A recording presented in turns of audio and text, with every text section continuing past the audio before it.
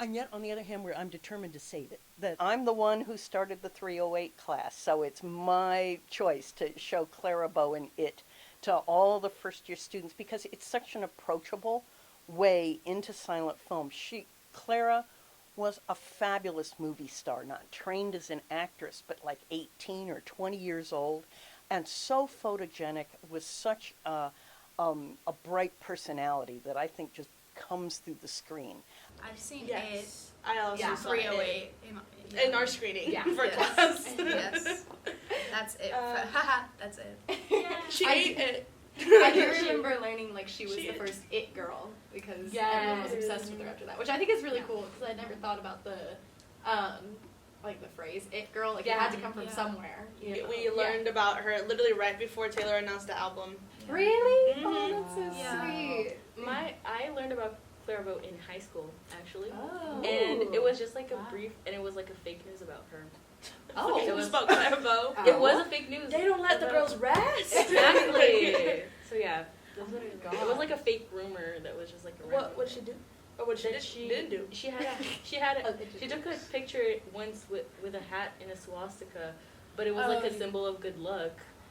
Back in 1928, it was before the war. Nazi, yeah. Mm. But people just thought she was a Nazi, and like I studied her in school as she was a Nazi, and then like I was like, this sounds wrong, and I looked it up, and it actually was wrong. Oh, wow. You Yeah. debunked that. Wow. Misinformation. Carol Sherlock Holmes.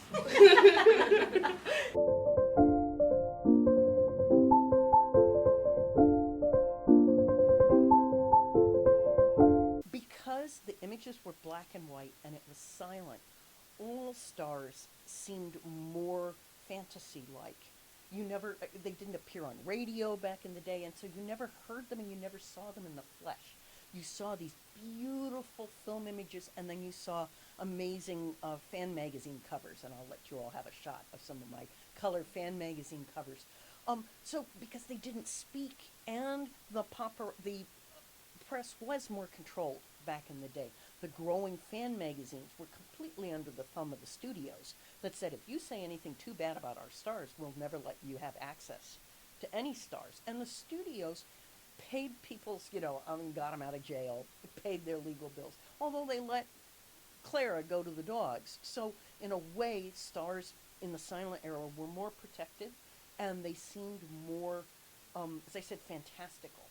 Less, you didn't have to see them without makeup. You never saw them paparazzi finding them with a fistful of food in their mouth or on a beach or hounding them this way and that. So, similar but different.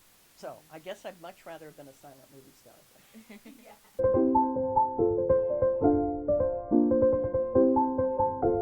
Kind of like other celebrities we have seen then and now, hounded by the press who wanted to put terrible things, about her, just sort of micromanage her social life. And she was having a hard time finding, friends who were loyal to her, and loyal friends, loyal co-workers, as well as true love. She was having a difficult time with all of that, and I think the paparazzi, well, they weren't called the paparazzi, the press, jumped on that and made her fodder for not just the fan magazines, which were generally nice to her, but sort of evil newspapers and tabloids and things like that. So, so like I said, so she had this. She's marvelously talented. She's sexy, cute, very comic. She's a great comic actress, but I think she was treated unfairly by Hollywood. She went through a number of personal issues, and then by like 1932, she's just tossed out with the old bathwater. But like the studio executives basically like controlled everything that was her image, and I feel like Taylor kind of has that with her own team. That like what reaches, like we feel like, oh, Taylor's my best friend. Like I want to go out with her and Travis. Like we feel like her best friends in spite of her image still being like a very fabricated thing. Yeah. Like this was the same with Clara. Like there were like this whole like entity of people that were like meant to cover the scandals that were happening behind the scenes, especially like in the 20s, that were like a lot of bad stuff going on, like abortion. Anyways, so like I feel like Taylor might have like this kind of relationship with like her public image, and she might want to like explore how she's different than Clara in this, and how like she's kind of like fixing Stardom in the century. I'm thrilled that Taylor is, into media history. I think there's similarities between the two of them. Very much a bright, bubbly personality. I think Taylor's a lot more smarter. Clara was a very nice young woman, but I don't think she was an intellectual. And as I said, and I think Clara was looking kind of like the Marilyn Monroe stereotypical character, looking for people to help take care of her and help guide her. And she just wasn't finding any help. She was finding users. And I don't know enough about Taylor to say, was Taylor, at least from what I understand as a Swiftie come lately, at least Taylor has had the background of strong support from her family, and it sounds like friends who care for her, as well as the Sturm und Drang of going through the paparazzi. So they're both having to go through a ruining of reputations and so much scandalous gossip following them around. She probably relates to her, because I did read, I don't know the full story, but didn't she she kind of left the spotlight, right? Yeah. After a little while? It's funny because I had like a micro The Lucky One obsession, and it was because I was watching a lot of Clara Bow movies, and I was like, wow, this song is so Clara Bow. And like now Taylor has an actual song called Clara Bow, and I don't know, like, Yeah, you So- manifested that. I was gonna Yeah. say, yeah. I definitely think it's going to that direction of like Stardom and like maybe like Yeah. Mankind. Wings is adorable. Have you seen that one? It's the big airplane epic. When they were shooting that down in San Antonio at the Air Force Base, they shot it on a bunch of the scenes on site, and then she came up here to Austin, and she appeared on the UT campus.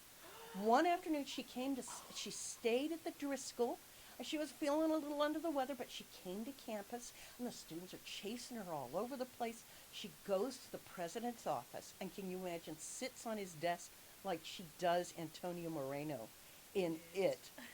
And so she sits on the lap of the college president, and she's just being her carefree self. And the the male students are following her all over campus.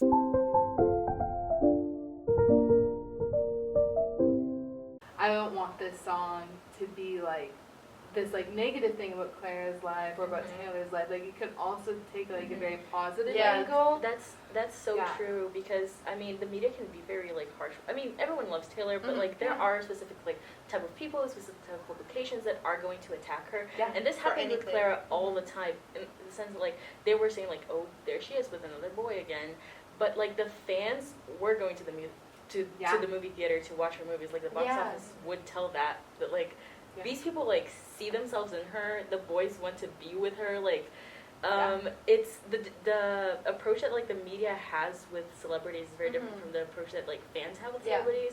And like Taylor is definitely a person that like if anyone ever would definitely understand that. There is allegedly an intersection in Los Angeles, right? Yes, in Los Angeles, that is Sunset and Vine. So whiskey on ice, Sunset and Vine, Like you ruined my life. Yes, Vine not be my. And then Clara Bow's like star, like Hollywood Walk of Fame star, is on Sunset and Vine. It's like at the corner of Sunset and Vine in Hollywood. How does she plan that stuff? Yeah. Like, it's so Like- wild. She's a mastermind. I hope it's not just one thing. I hope that the song can capture the pain of, if it captures the pain of people talking trash about you, that it also acknowledges the fabulous life force that Clara had, that she was somebody you wanted to know. I hope Taylor does what she wants to with the song. So, what do you think her song about Travis is? I bet she's writing a lot about him. So.